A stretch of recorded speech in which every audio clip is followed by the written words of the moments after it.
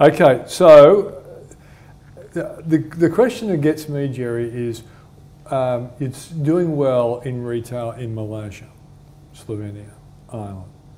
What's wrong with retail in Australia?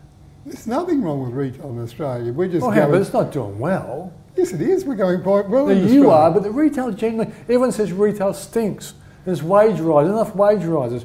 What's really going on? Well, the problem you've got in Australia is that this is a wonderful country to live in. We've all got a high standard of living. A lot of us don't work as hard as we should. I've got a cucumber farm. I can't get Australians to work there. So I have to import labour from Noumea. Those people will work, but I can't get Australians to work there. Why not? Oh, it doesn't pay enough, it's manual work, I get a bit tired. Then someone starts, 3 days later they can't come in, they're sick, or, you know, I got a bit tired. So we're born to be lazy.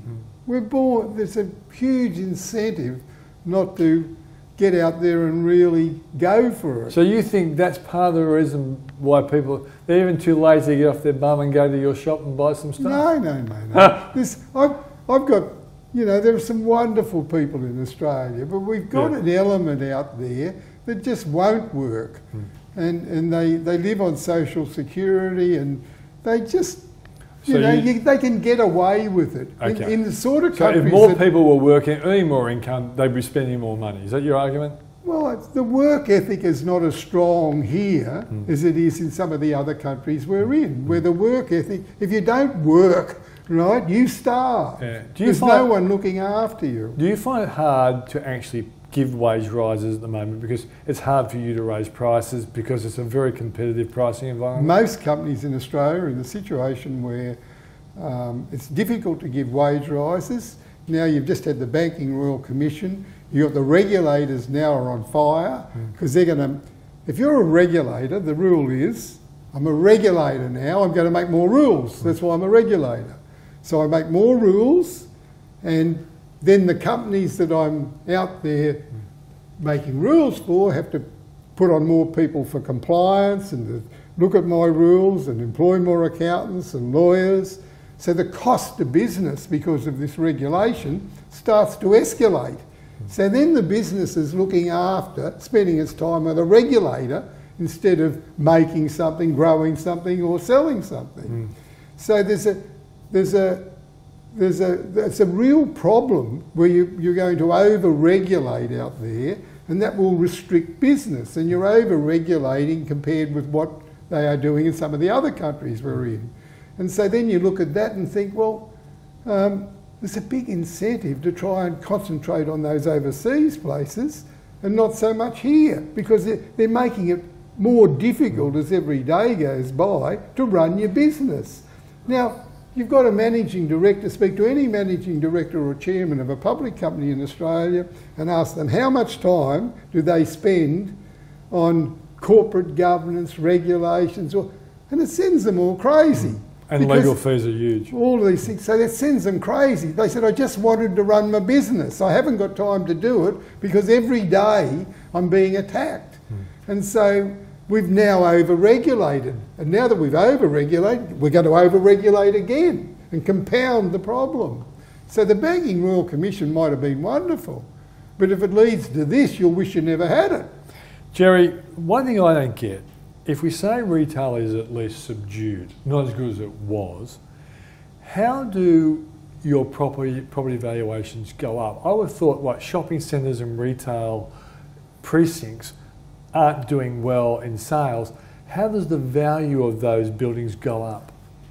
It's a good question. But if you look at real estate right across the board, you've got a situation where houses are going down in price right across Australia, pretty much. Maybe a couple of little areas, they're not Tasmania or something like that. But office blocks. Commercial's good. Right.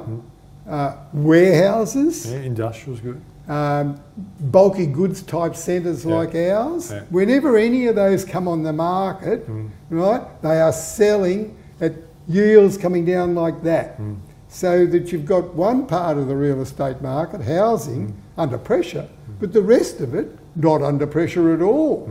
And in fact, you're seeing properties sold like that, these sort of properties, at 3, 4, 5% yields. Or a few years ago, there were 5, 6, 7% yields. Yeah.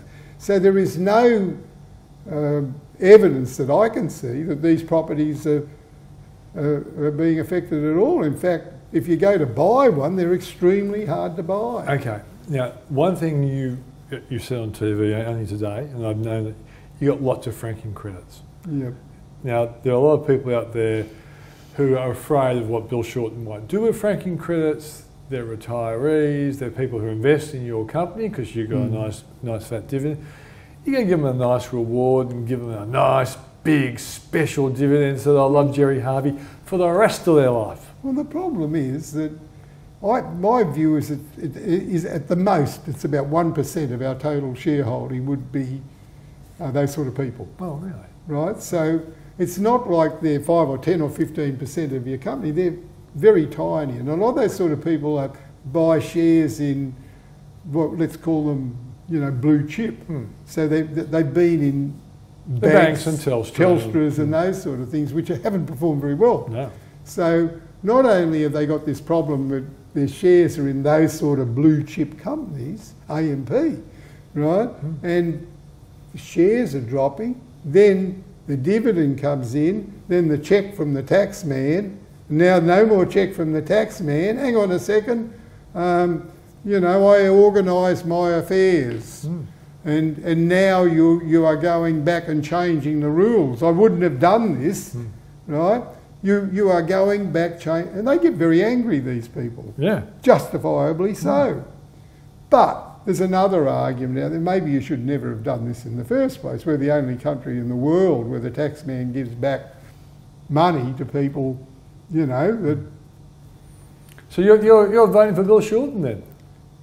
I never tell you who I'm voting for and whether I vote at all, in fact. So I've got a lot of customers out there. They're all Greens, Labor, Liberal, One Nation. Yeah. You're politically agnostic. You're politically agnostic. Even Clive Palmer, right? Oh. So the most interesting one for me is Clive, right? So Clive's out there outspending everyone. He's got an ad on every minute. Right? Clive's paying for this, and I think, will Clive win any seats? Right? When he's paying all this money out. It's going to be a great test of the calibre of marketing. I've never seen anything like that, so I think it is. So then I look at it and I think, wow, this will be interesting. What about if he gets 5% of the vote? Because then we'll all look at it. Wow, advertising makes no difference? You're kidding, right? This bloke has ended up with this percentage of the market because he flooded it. And people wrote him off. No chance. But let's just see what he gets, and then maybe we have to reassess it. Because we know that marketing makes a big difference. How big a difference? And does it make a big difference when you relate it to someone like Clive Palmer? Okay, next time I come back in 6 months' time, do you think the share price will be higher? I think that that people will have to reevaluate Harvey Norman, because let's just assume for an instance that our share price was $4, not $3.50 or something. And we pay a 12-cent dividend, that works out at 6% fully franked, 8% yield. Pretty good, 8%, where do I get that? 2. A third of the profit's still in the company growing. So we didn't distribute all of it, we just distributed 2/3. So you've got growth, you've got wonderful yield at $4. Let's assume the share price is $6. They're going to get a 4% yield, fully franked, 5.5 or something. Pretty good. $6. Share price is $3.50. Better reevaluate. Who told me it was worth $4? It might be worth $6. So I've just paid so much for that share there, and I've got a 3% yield on it. And it's not even fully franked. Why did I buy that? Who told me to not buy Harvey Norman? Change with the advisor. Get a new advisor. So I don't know whether they're going to reevaluate it or not. Are you allowed to say that as a chairman of a company? All I know is that I'm happy to put my money where my mouth is. We own 55% of Harvey Norman. There's only 45% owned by shareholders. And if it keeps going the way it's going, there's a very good chance I'm going to buy more shares. I mean, I just put 80 million in the last 12 months into Harvey Norman, extra money. Yeah. And I've got no better investment out there than Harvey Norman. None.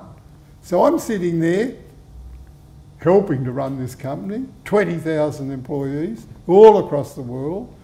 Place is going really well. I got all my money in there, but other people are smarter. They've got their money somewhere else, earning less. One day, the light will come on. Oh, why didn't I buy Harvey Norman? Jerry, thanks for joining us.